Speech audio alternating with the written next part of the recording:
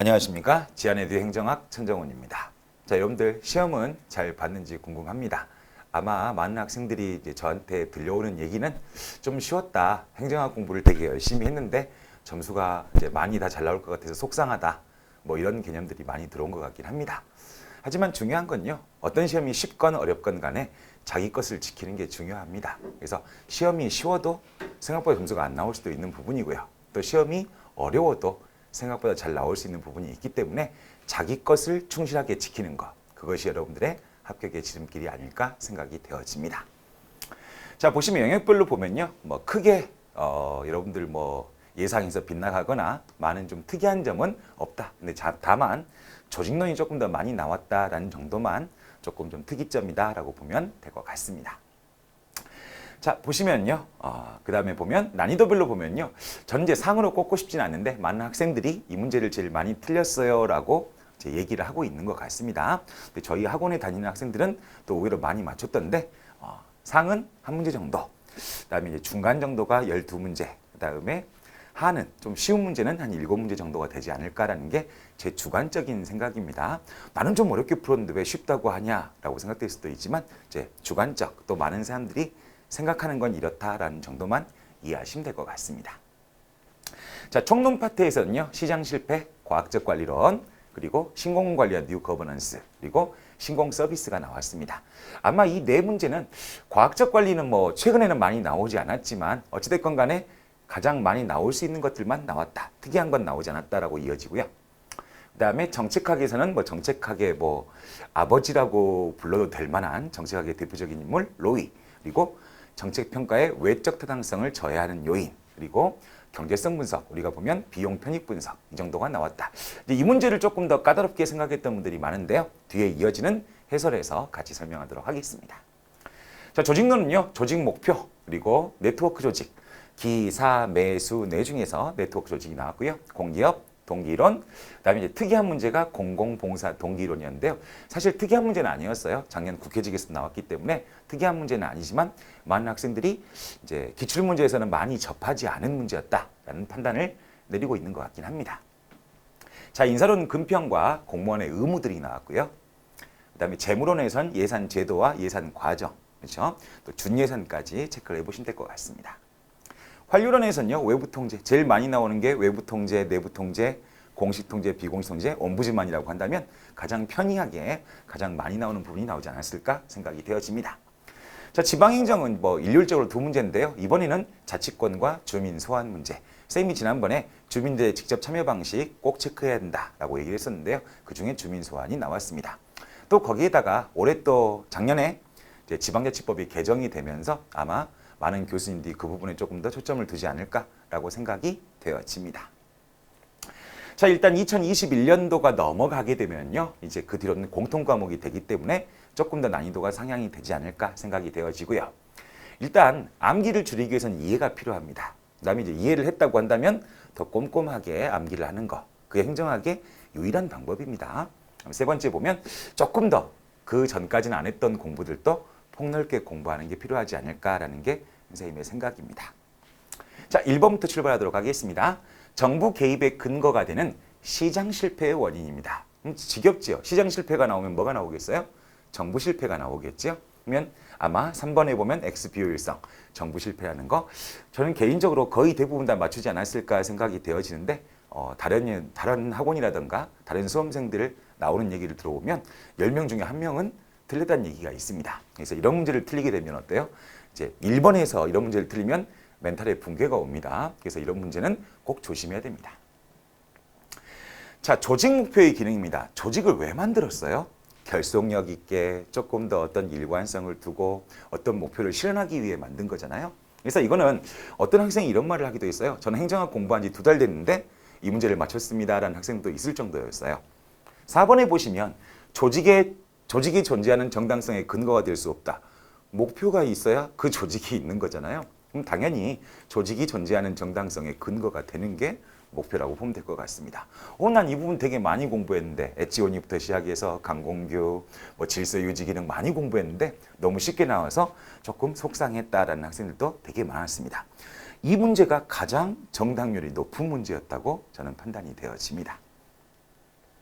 3번입니다. 이제 이 문제도 해보시면 우리 데프트의 분류 중에서 기사, 매수, 내 쪽으로 가게 되면 유기적 구조, 기 쪽으로 가게 되면 기계적 구조가 되는 겁니다. 그 중에 핵심적인 기능만 담당하고 나머지는 뭐 주는 거? 외주 주는 거. 바로 뭐다? 네트워크 조직, 네트워크 구조가 되겠습니다. 그래서 이 문제도 저는 개인적으로 이 문제가 제일 많이 맞지 않을까 생각이 되었는데 아까 2번이 정답률이 제일 높은 걸로 나왔어요. 자, 4번입니다. 행정부의 외부 통제에 해당하는 것을 고르라고 얘기했습니다. 외부는 행정부가 아닌 사람들이죠. 국회건, 사법부건, 언론이건, 시민단체건, 뭐 정당이건 다 외부 통제가 되는 겁니다. 외부 통제니까 행안부 아닐 거고요. 국회 맞습니다. 기재부, 행정부 안에 있죠. 그 다음에 국민들은 당연히 뭐가 되겠습니까? 외부 통제. 그 다음에 국무총리 당연히 내부 통제. 그 다음에 환경운동연합이면 시민단체니까 외부 통제. 국무총리는 내부, 환경운동은 외부. 그렇죠? 그 다음에 중앙행정기관장 하게 되면 당연히 뭐가 되겠어요? 내부 통제가 되겠죠. 그 다음에 언론 당연히 외부가 되겠습니다. 그래서 아마 외부 통제, 내부 통제, 공식 통제, 비공식 통제를 여러 번 이제 연습을 해보다 보면 아마 쉽게 고르지 않았을까 생각이 되어집니다. 자, 5번입니다. 자치권에 관한 설명으로 옳은 것, 옳지 않은 것 되겠습니다. 지자체는 법률의 위임이 있어야 뭘 만들 수가 있겠지요. 2번에 보면 지자체에서는 제일 많이 하는 사업이 바로 뭐가 되겠어요? 복지 증진이 되겠습니다. 3번에 보시면 1,500만 원. 이건 이제 2015년인가요? 교행직에서 본 것 같은데 그때도 똑같이 1,500만 원이었어요. 1,000만 원 이하입니다. 여러분들 벌금이 1,500이면 어때요? 무지하게 큰 범죄예요. 여러분들 보면 국회의원들 사고 치고 죄 지어도 벌금 1,000만 원 넘는 거 본 적 없잖아요. 그렇죠? 그래서 1,000만 원이다. 과태료 1,000만 원 꼭 기억해 두시기 바랍니다. 답은 3번입니다. 자, 6번에 보면 이제 근평의 오류와 완화 방법 했는데요. 이 문제가 의외로 학생들이 많이 못 맞춘 문제가 되겠습니다. 한번 꼼꼼히 볼까요? 1번 일관적 오류, 다른 말로 규칙적 오류가 되겠습니다. 그래서 다른 사람과 높거나 낮은데 후하게 주거나 또는 너무나 엄격하게 주거나 맞겠지요? 2번에 보면 근접 효과는 막바지 효과지요. 내내 자던 사람도 어제 일만 기억이 나는 거야. 그렇죠? 그럼 당연히 중요사건 기록법, 그 전에 했던 것들을 보는 겁니다. 또는 MBO식 평정 이런 것들도 대표적인 방법이 되겠습니다. 3번 관대화 경향은 자, 관대화라는 게 뭐예요? 퍼주는 거지요. 이유가 뭐예요? 내 옆에 있는 동료인데 엄격하게 주면 어때요? 나중에 공개되니까 나중에 이제 얼굴 붉힐 일이 있겠지요. 근데 3번에 보면 평정 결과를 공개함으로써 완화할 수 있다. 공개 때문에 등장하는 게 뭐예요? 퍼주는 거란 말이야. 왜? 옆에 앉아있는 동료를 너무 엄격하게 평정하게 되면 서로 앉아서 일하기가 힘들어지겠지요. 그래서 3번은 평정 결과의 비공개를 하게 되면 조금 더 완화할 수 있다고 봐야 됩니다. 그래서 답은 3번으로 보여지겠습니다. 자, 7번 문제입니다. 테일러의 과학적 관리 되어 있습니다. 쌤이 테일러의 과학적 관리 나오면 인간관계론과 함께 나오겠지요. 그러면 노사 모두를 이롭게 해야 된다. 뭐 관리자는 중간에 있는 사람이니까 당연히 해야 되겠고요. 2번에 보면 사회적 욕구, 과학적 관리는 뭐를 보는 거예요? 돈을 보는 거죠. 합리적 경제인 과학적 관리론, 사회적인 인간하면 뭐가 되겠어요? 인간관계론. 그래서 답은 2번 어렵지 않게 골랐을 것 같습니다. 자, 8번입니다. 쌤이 맨날 강조했던 신공공관리, 신공서비스, 뉴 거버넌스, 탈신공공관리 이 4개는 세트로 기억을 해야 되고요. 이번에는 이 쌤이 방금 얘기한 4곳에서 2문제가 나왔습니다. 그래서 특히 최근에는 신공관리와 신공서비스가 매우 중요하기 때문에 더 체크를 해두시기 바랍니다. 자, 뉴 거버넌스는 방향잡기 맞고요. 2번에 보면 신공관리는 공동체주의는 신공관리가 아니고 뉴 거버넌스가 되겠죠. 네트워크, 함께하자, 신뢰, 협력. 3번에 보면 신공관리가 강조하는 건 신뢰가 아니고 뭐가 되겠어요? 시장, 경쟁이 되겠죠. 4번에 보면 뉴 거버넌스는 시장이 관리하는 게 아니고 네트워크가 관리하는 거죠. 그러면 시장이 관리하는 건 신공관리. 답은 1번 되겠습니다.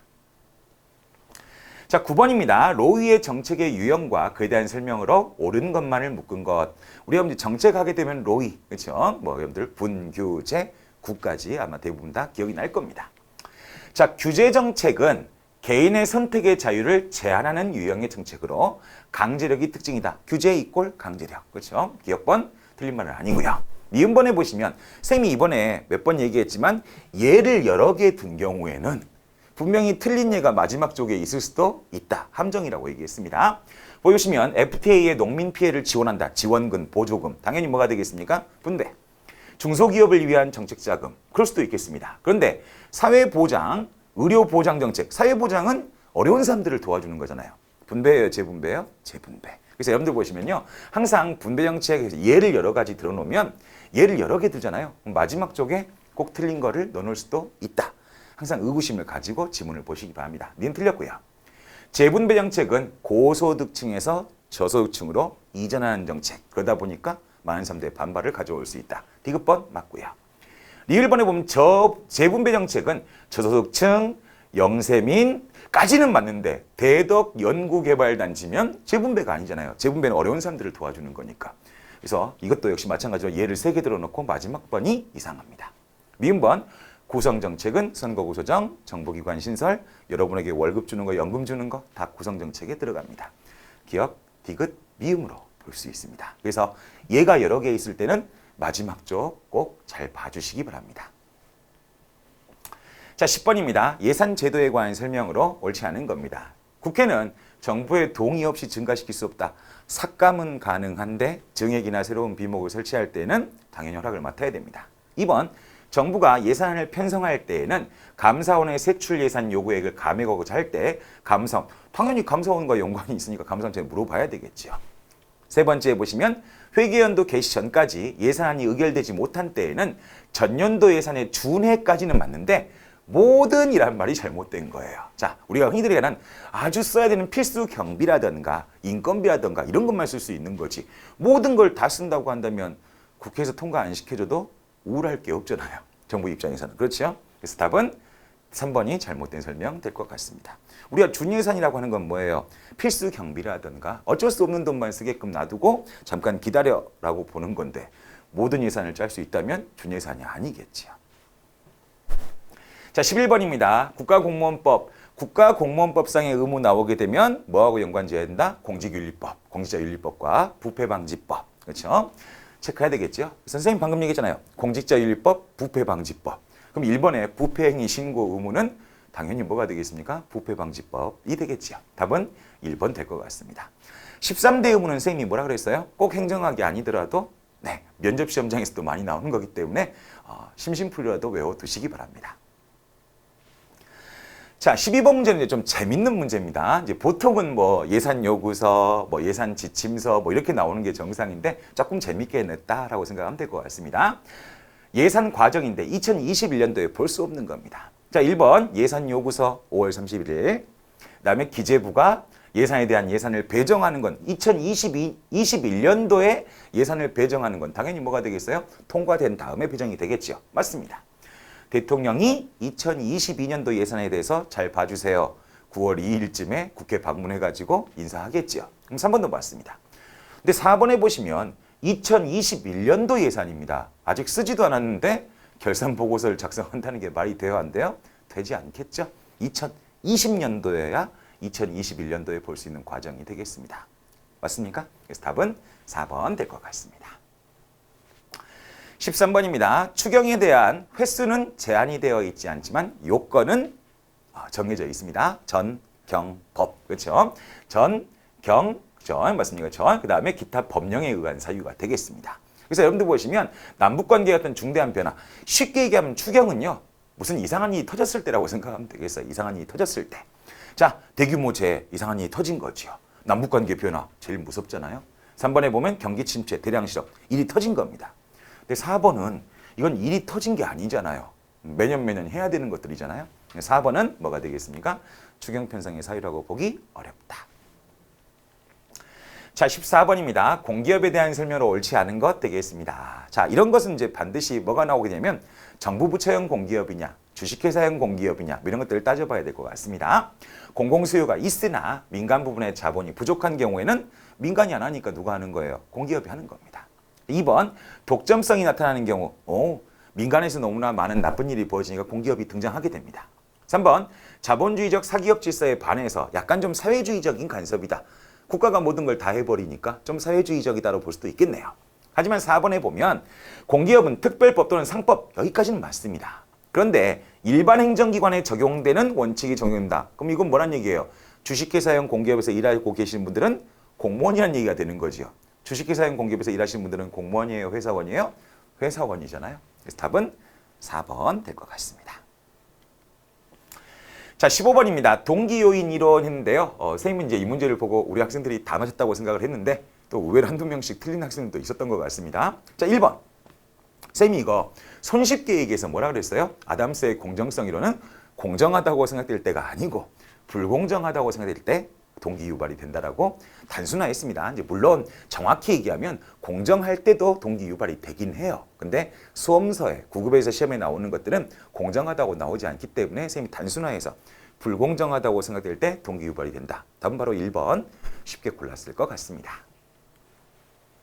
자, 16번입니다. 외적 타당성을 저해한 요인 대호, 실크, 다. 대표성이라든가 호손 효과, 그다음에 시험 조작, 그다음에 크리밍, 달성 처리에 의한 간섭. 여기는 단순하게 그렇게 나온 게 아니고 그거의 내용까지 물어본 겁니다. 자, 1번 측정 도구가 변화하는 경우 도구 요인이 되겠죠. 그러면 내적 타당성 요인이 되겠습니다. 답은 1번이죠. 대표성. 3번에 보시면 내가 지금 시험 당하고 있어. 그러니까 어때요? 다른 행동을 하는 거 호손 실험. 4번에 보시면 호손 효과. 4번에 보시면 예상되는 집단만을 달콤한 것만 취하려고 해요. 크리밍 효과. 그래서 답은 1번 될 것 같습니다. 자, 주민 소환에 대한 설명으로 옳지 않은 것 되겠습니다. 가장 유력한, 이때 유력은 힘이 있다는 얘기예요. 제일 무서운 게 뭐예요? 잘리는 거잖아요. 2번에 보면 비대표는 주민 소환 대상이 아니고요. 3번 심리적인 통제 효과. 잘못하면 내가 뭐가 되겠구나. 잘릴 수도 있겠구나. 하지만 4번에 보면 군수, 시도지사는 100분의 10, 시군 구청장은 100분의 15, 의원 나으리들은 100분의 20. 그래서 답은 4번 쉽게 풀 수 있는 문제 같습니다. 18번입니다. 신공서비스. 선생님 몇 번 강조했지만 신공관리, 신공서비스, 탈신공원관리, 뉴 거버넌스 꼭 파악을 해두시라고 얘기했습니다. 옳지 않은 겁니다. 봉사 맞고요. 하지만 2번에 보면 공익은 개인적인 이익의 집합체다. 사적 이익이 모이면 공익이 된다. 공익의 무슨 설? 과정설. 그래서 공익의 과정설과 연관되어 있는 건 신공서비스예요. 신공관리에 가까워요. 신공관리에 가깝지요. 국가는 냅두란 얘기니까. 그래서 2번은 보시면 앞하고 뒤가 맞지가 않아요. 개인들의 이익이 많아지면 공익은 많아진다. 그럼 국가는 냅둬라라는 뜻이 되는 거고 뒤쪽은 뭐가 되는 겁니까? 시민도 함께 참여해야 된다는 얘기가 되는 거니까 앞뒤가 맞지 않는다. 답은 2번 될 것 같습니다. 자, 19번에 보시면 경제성 분석에 관한 설명이라고 되어 있는데요. 말은 이렇지만 비용 편익 분석과 연관이 있다. 수년제 가치, 그다음에 편익 비용비, 그다음에 내부 수익률 이런 문제가 될 것 같습니다. 할인율이 높을 때는 자, 할인율이란 것은 쌤이 뭐 이렇게 표현하면 안 되지만 까지는 율이라 그랬죠. 그래서 자꾸 삭감이 되는 율을 얘기하는 겁니다. 그러면 장기간보다는 단기 사업. 장기간 동안 10년이면 여기 할인율이 7%야. 그럼 10년이면 어때요? 뭐 단순 계산으로 70% 까진다는 얘기잖아요. 근데 1년이다. 그럼 어때요? 7%만 삭감이 되는 거니까 당연히 단기 사업에 유리합니다. 기업번 맞고요. 니은번 직접적이고 유형적인 비용과 편익은 반영하고 나머지는 반영하지 않는다. 비용 편익비는요. 기여의 뭐로 바꾸는 거예요? 금전적인 가치로 바꾸려고 노력하는 거예요. 그래서 2번에 보면 편익 포함하지 않는다가 아니고 좀 어렵긴 합니다. 그래서 2번은 니은번은 잘못된 지문. 기어이 바꾸려고 시도한다, 노력한다라고 봐야 됩니다. 수년제 가치는 이건 재밌는 문제인데요. 편익에 그렇죠. 비용을 편익으로 뺀다는 얘기죠. 편익에서 비용을 빼는 거지 비용에서 편익을 빼면 뭐가 되겠어요? 이상한 지문이 되겠죠. 오히려 가치가 좋은 사업들이 뭐가 되겠어요? 마이너스가 되겠죠. 디귿번 잘못됐고요. 1번 내부 수익률은 뭐를 모를 때? 할인율을 모를 때. 답은 기업과 리을로 보여집니다. 자, 20번입니다. 공공봉사 동기이론. 선생님들 처음 봤는데요. 라는 학생들도 많은데 작년 국회직에서 문제 나왔었고요. 2015년에서도 비슷한 문제가 나온 적이 있습니다. 자, 그런데 공공봉사 동기이론은 뭐라고 생각하면 돼요? 공무원들은 왜 하냐? 왜 이 일을 하냐? 돈을 벌기 위해서? 아니다. 국민들에게 봉사하고 뭔가를 실현하면서 만족을 얻기 위해서다 라고 생각하시면 될 것 같습니다. 자, 공사 부분과 업무 성격이 다르듯이 공공 부분의 조직원들도 동기 구조 자체가 다르다. 일반 기업에 다니는 사람과 다르다. 이번에 보면 정책에 대한 호감, 공공에 대한 봉사정신, 거기에 동정심까지, 심리적인 요인까지 포함이 된다. 맞겠습니다. 3번에 보면 봉사 동기가 높은 사람을 공직에 충원해야 된다. 그럼 1번, 2번, 3번은 뭐예요? 자기 이익이 추구하지 않는다는 얘기잖아요. 근데 4번에 보면 페리오 와이스가 제도적 차원, 이건 맞고요. 금전적 차원이 아니지요. 맞습니다. 전 금전적 차원이 아니고 합리적인 차원이라고 봐야 됩니다. 그래서 답은 4번. 말이 앞뒤가 맞지 않으니까 4번 아마 쉽게 풀었을 것 같습니다. 자, 대략적인 합격선은 이제 90점 정도는 맞아야 되지 않을까라고 생각이 되어지는데요. 이제 이런 것들은 아직 결과가 나오지 않았기 때문에 그것보다 점수가 낮다고 해서 너무 낙담할 필요도 없고요. 또 그것보다 높게 나왔다고 하더라도 여러분들이 더 준비해서 끝은 지금이 아니고 지방직이다 생각하시고 끊임없이 노력해 주시는 여러분 되었으면 좋겠습니다. 지안해드는 여러분과 함께 하도록 하겠습니다. 네, 수고하셨습니다.